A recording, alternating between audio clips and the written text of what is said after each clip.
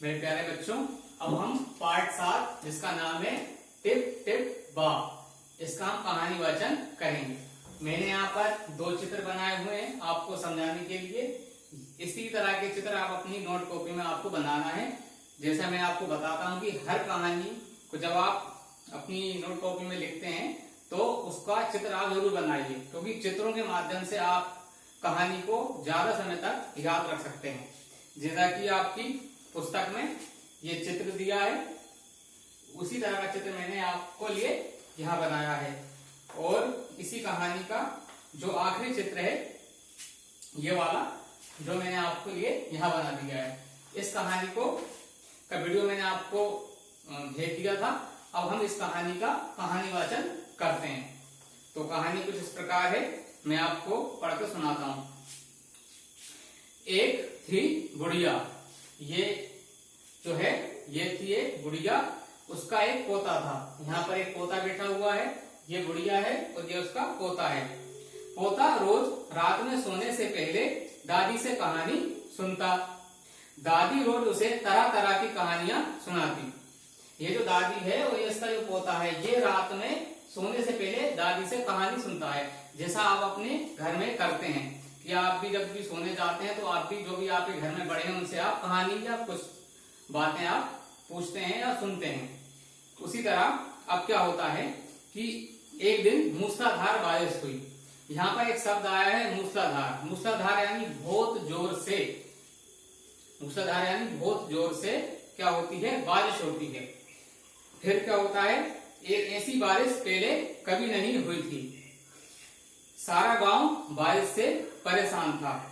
गुड़िया की झोपड़ी में पानी जगह जगह से टपक रहा था, टिप टिप टिप टिप। इस बात से बेखबर पोता दादी के गोद में से लेटा कहानी सुनने के लिए मचल रहा था। गुड़िया खींचकर बोली, अरे बचवा, का कहानी सुनाए, ये टिप टिप्पा से जान बचे तब ना। यानी एक दिन बहुत मूसलाधार बारिश हुई तो बच्चे का मन हुआ कि ये कहानी सुनने के लिए।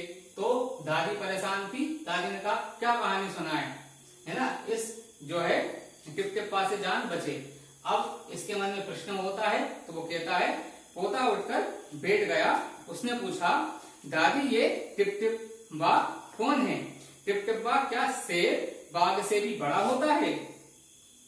अब दादी कहती है, दादी छत से टपकते हुए पानी की देखकर बोली, हाँ बचवा, ना शेर के डर, ना शेरवा के डर, ना बाघवा के डर, डरता डर टिप टिप बा के डर। है ना, यहाँ पर ये जो लैंग्वेज भाषा यूज करी गई है, ये उत्तर प्रदेश की भाषा है। ठीक है, और इस कहानी जो है लोक उत्तर प्रदेश की लोक कथा से ली गई है।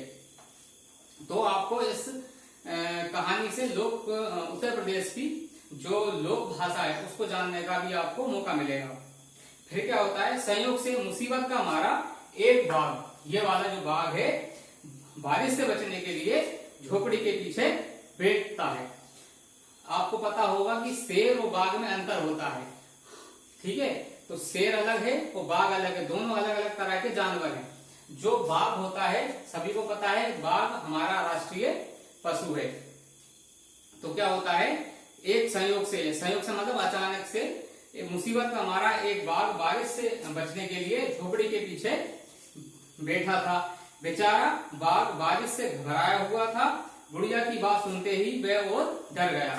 तो ये दादी यानी ये इसकी जो थी गुड़िया, इसको कहानी सुना रही थी और टिप टिप्पा से बारे में बता रही थी।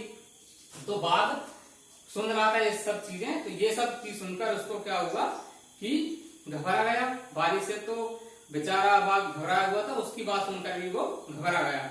ये टिप टिप्पा कौन सी बला है? शेर जो हमारा बाघ है, ये बोला ये टिप टिप्पा कौन सी बला है, जरूर है कोई बड़ा जानवर है। तभी तो गुड़िया शेर बाघ से ज्यादा टिप टिप्पा से डरती है। इससे पहले कि बाहर आकर वह मुझ पर हमला करे, मुझे ही यहाँ से भाग जाना चाहिए। तो जो बाघ था उसने सोचा कि अब यहाँ से भाग जाना चाहिए। बाघ ने ऐसा सोचा और झट वहां से दुम दबाकर भाग गया। दुम दबाकर यानी बहुत तेजी से भाग जाना। उसी गांव में अब क्या होता है, एक धोबी रहता था। धोबी यानी जो कपड़े धोने का काम करते हैं, कपड़े आपके घर से ले जाते हैं, धोबी वो होते हैं जो आपके घर से कपड़े ले जाते हैं, कपड़ों को धोते हैं। तो उसी गांव में एक धोबी रहता था, वे भी बारिश से परेशान था। आज सुबह से उसका गधा गायब था। सारा दिन वह बारिश में भीगता रहा और जगह जगह गधे को ढूंढता रहा, लेकिन वह कहीं नहीं मिला। फिर क्या होता है कि धोबी की पत्नी होती है। धोबी की पत्नी बोली, जाकर गांव के पंडित जी से क्यों नहीं पूछते, वे बड़े ज्ञानी हैं। ज्ञानी मतलब जिनको ज्ञान होता है, सब चीज जानने वाले, उनको हम बोलते हैं ज्ञानी। आगे पीछे सबके हाल ही उन्हें खबर रहती है। ठीक है, तो धोबी की पत्नी कहती है कि आप जाकर पूछिए पंडित जी से कि हमारा गधा कहाँ है। उनको सब पता रहता है क्योंकि वो ज्ञानी है। तो पत्नी की बात धोबी को जच गई, यानी उसको पसंद आ गई। अपना मोटा लट उठाकर वह पंडित जी के घर की तरफ चल पड़ा। उसने देखा कि पंडित जी घर में जमा बारिश का जो पानी था वो उलीच उलीच कर फेंक रहे थे। उलीच उलीच कर फेंकने का अर्थ होता है कि पानी को हाथ में लेकर और बार बार एक जगह से दूसरी जगह फेंकना, उसी को हम बोलते हैं उलीच उलीच कर।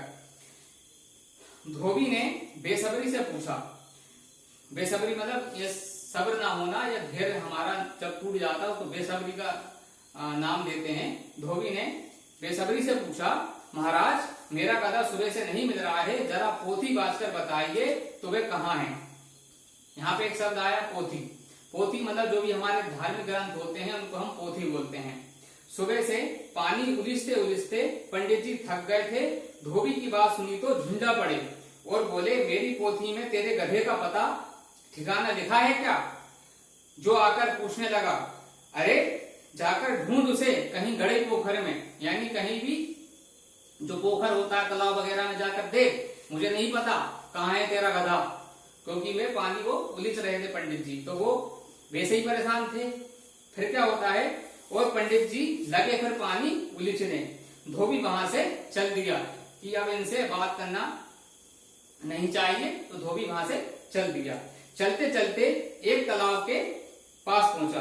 धोबी के किनारे ऊंची ऊंची तालाब के किनारे ऊंची ऊंची घास उग रही थी। धोबी घास में गधे को ढूंढने लगा। किस्मत का मारा बेचारा बाघ जो था टिपटिपा के डर से कहीं घास में छिपा बैठा था। अब जो बाघ का जो दादी के यहाँ से भगा था, ये कहीं घास में छिप गया था।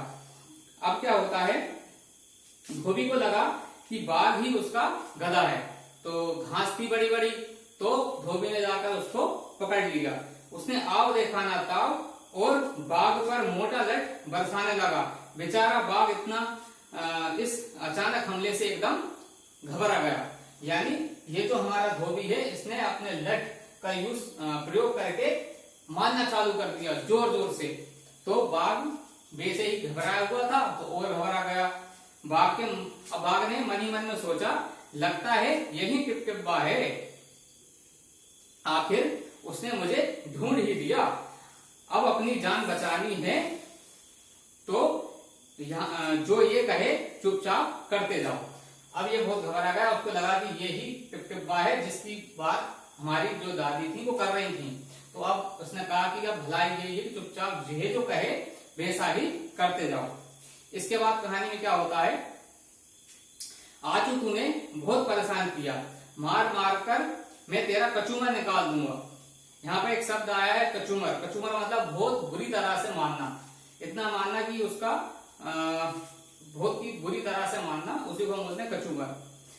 ऐसा कहकर धोबी ने बाघ का कान पकड़ा और उसे खींचता हुआ घर की तरफ चल दिया। अब धोबी ने उसका कान पकड़ा और उसको लेकर चल दिया। बाघ बिना चू चौपड़ किए भीगी बिल्ली बनकर धोबी के पीछे पीछे चल दिया। तो ये इसको कान पकड़कर घर की ओर ले गया। घर पहुंचकर धोबी ने बाघ को खूंटे से बांध दिया और सो गया। खूंटे का क्या होता है कि जो भी हमारे गाय पशु होते हैं तो बांधने के लिए एक लकड़ी का जो होता है टुकड़ा हम जमीन में गाड़ देते हैं, उसको हम खूंटा बोलते हैं, जिससे जितने भी जानवरों को बांधा जाता है। तो धोबी ने वैसा ही किया, इसको खूंटे से बांध दिया। अब क्या हुआ, रात हो गई और ये धोबी घर पे जाकर सो गया। अब क्या होता है, सुबह जब गांव वालों ने धोबी के घर के बाहर खूंटे से एक बाघ को बंधे देखा तो उनकी आंखें खुली की खुली रह गईं कि ये क्या हो गया। तो ये कहानी हमें यह शिक्षा देती है कि किसी भी हमें व्यक्ति की कहीं सुनी बात पर विश्वास नहीं करना चाहिए, चाहे वो उसने सत्य कहा हो चाहे असत्य। हमें अपने बुद्धि का इस्तेमाल करके ये जानने का प्रयास करना चाहिए कि उसकी कही गई बात में, किसी की कही गई बात में कितनी सत्यता है। यानी हम उस बात को पहले जांचें परखें, फिर हम हमारा निश्चय करें और अपना निर्णय लें। तो ये कहानी हमें यही बताती है कि हमें किसी से कही गई सुनी बातों से न करके अपनी बुद्धि का इस्तेमाल करना चाहिए। मुझे ये कहानी कैसी लगी आप मुझे बताना, और इस कहानी को अपने भाषा में आप प्रयोग करिए। धन्यवाद।